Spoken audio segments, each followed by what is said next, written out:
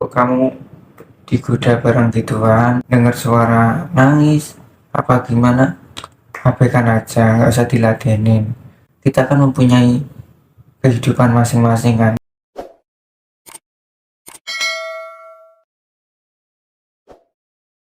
Halo, assalamualaikum warahmatullahi wabarakatuh. Masih bersama Amin Channel yang selalu memberikan cerita-cerita menarik.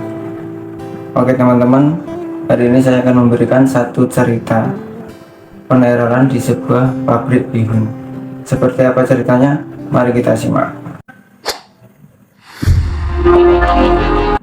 Oke teman-teman, jadi awal ceritanya itu seperti ini. Ada karyawan baru yang bekerja di sebuah pabrik bihun yang bernama Putri. Nah, Putri ini baru bekerja 1 minggu kan. Nah, di dalam pabrik itu ada mesnya, 15 kamar untuk para karyawan yang tidur di situ kan. Nah, termasuk Putri yang tidur di situ gitu. Putri ini tidur sendirian. Nah, pada hari Kamis, tepatnya jam 10 malam, Putri ini gelisah nggak bisa tidur kan, karena perutnya lapar gitu. Nah, terus Putri ini ada niatan mau memasak mie kan, karena perutnya lapar itu kan.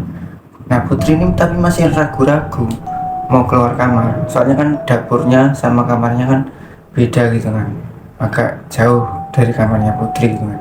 Putri ini mau keluar nih masih ragu-ragu, takut gitu kan. Nah, tapi gimana lagi, perutnya lapar gitu kan. Terus Putri keluar dari kamar. Setelah keluar dari kamar ini Putri noleh sana noleh sini tuh, kok sepi, kok serem, nggak ada orang sama sekali gitu kan. Pintu kamar teman-temannya tuh pada tutup semua gitu kan. Biasanya jam segini masih ada orang di luar gitu kan, kata si Putri. Putri ini masih ragu-ragu nih, berani nggak ke dapur gitu kan. Nah, Putri yang ketakutan ini nggak jadilah ke dapur. Putri ini masuk ke kamar lagi gitu kan. Nah, berapa 5 menit kemudian Putri ini masih nggak bisa tidur gitu kan, nggak bisa nahan perutnya lapar ini. Putri mencoba memberanikan dirinya kan untuk keluar memasak ke dapur itu. Keluarlah si Putri ini terus ke dapur memasak gitu. Nah, setelah Putri memasak ini, Putri ini melihat ada bayangan di belakangnya yang lewat gitu kan. Putri langsung noleh belakang kan, kok nggak ada orang gitu kan. Putri kayaknya tadi ada kayak orang lewat ya, bayangan orang lewat ya, itu kan si Putri. Putri yang semakin ketakutan ini dipercepatkan masaknya, cepat memasaknya. Pas selesai Putri langsung ke kamar kan. Nah, Putri itu ke kamar makan gitu kan. Nah, setelah itu Putri udah makan terus tidur kan, tapi Putri ini masih nggak bisa tidur gitu kan. Sampai jam 12 malam Putri ini masih nggak bisa tidur gitu kan. Sampai bilang, masa ini aku nggak nyaman kerja di sini ya, kok nggak bisa tidur, tapi kemarin-kemarin bisa tidur gitu kan, kata si Putri. Nah, tepat jam 12 malam itu Putri juga mendengar suara orang menangis, yang tepatnya suaranya itu terdengar dari arah dapur gitu. Putri semakin ketakutan mendengar suara orang menangis ini. Oh, langsung narik kemul kan si Putri ini, narik kemul sambil ketakutan gitu kan.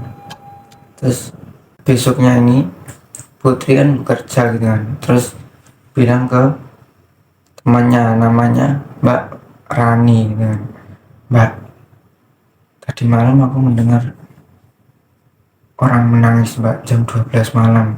Apa di pabrik ini banyak hantunya Mbak? Kok saya tadi malam mendengar seorang menangis Mbak. Masa iya Bud? Perasaan aku selama 3 tahun di sini nggak pernah mendengar orang-orang menangis Bud ya. Paling itu penghuni sini mau kenalan sama kamu Bud, soalnya kamu tuh orang baru kan di sini, bilang gitu kan si Mbak Rani ini. Terus Putri jawab kan, masa iya mbak, aku tadi malam kan masak ke dapur juga itu mbak, melihat di belakangku ada kayak bayangan orang lewat, tapi saya toleh nggak ada orang sama sekali gitu mbak. Di sini serem mbak ya. Tapi yang bekerja di sini pernah ditemui sesosok makhluk halus nggak mbak? Sesosok hantu apa gitu apa? Pernah nggak mbak yang lain-lainnya itu, yang cowok-cowok apa yang lainnya itu? Kata si Putri kan. Mbak Rani menjawab, ada Put katanya. Namanya Mbak Susi itu katanya ya juga pernah ditemui sesosok kuntilanak di belakang kardus yang dekat dapur, kata si Mbak Rani kan.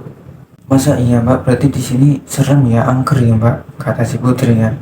Terus Mbak Rani menjawab, kalau kamu digoda barang gituan, dengar suara nangis apa gimana, abaikan aja, nggak usah diladenin.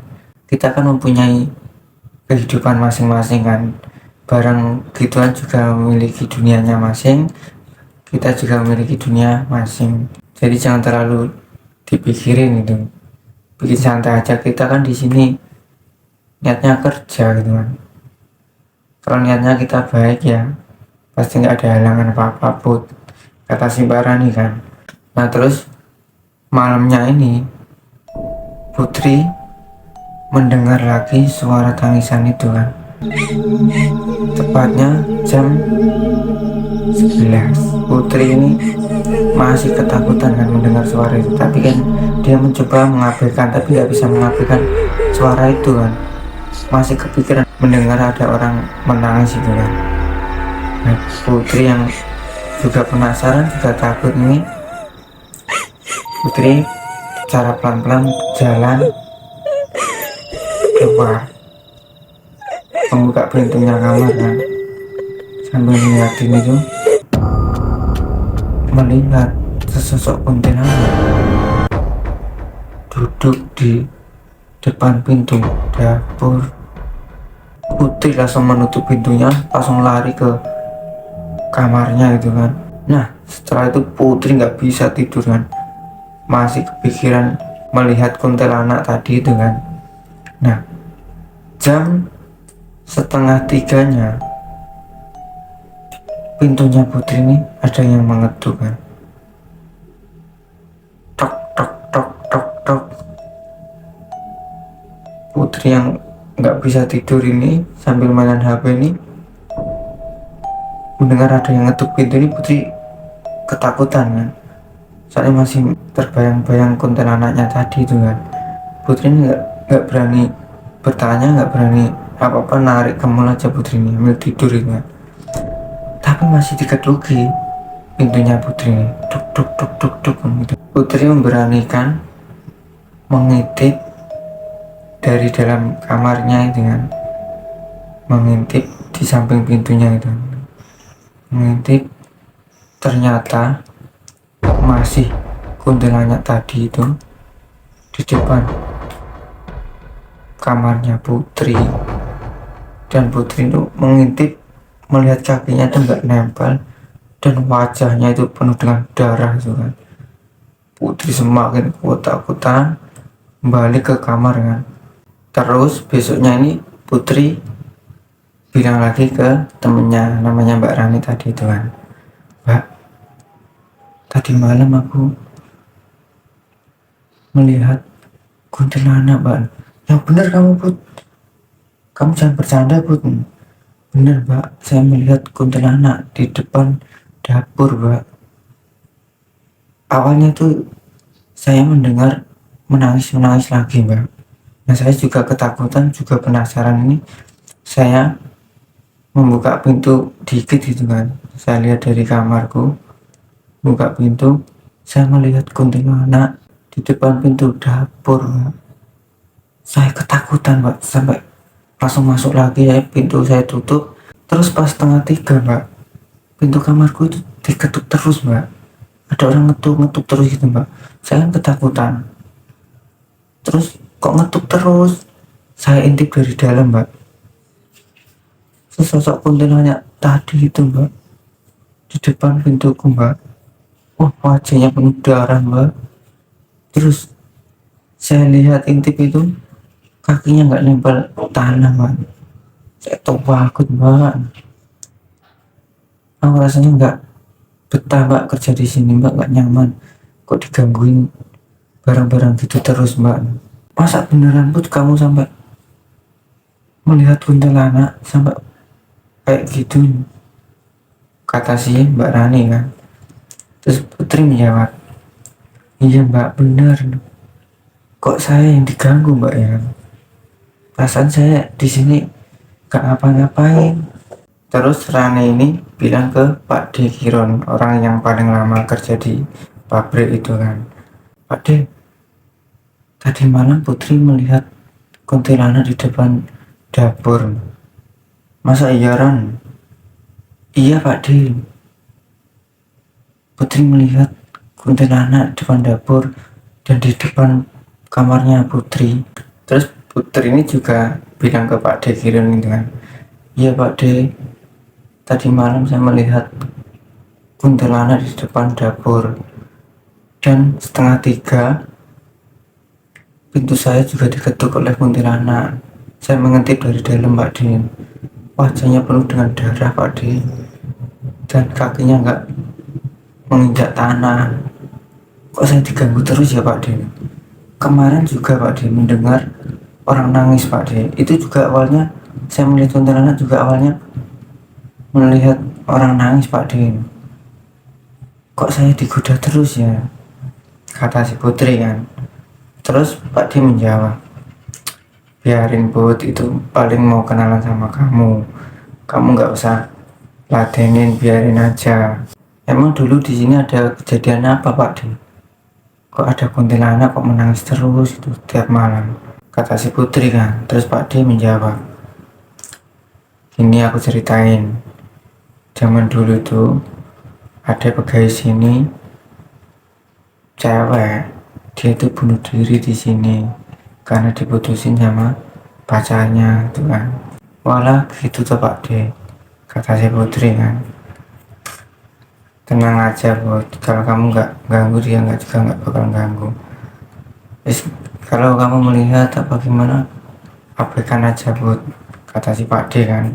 Terus malamnya ini tepatnya jam 8 kan, Putri habis kumpul sama teman-temannya di depan kamar itu. Terus Putri masuk ke kamar.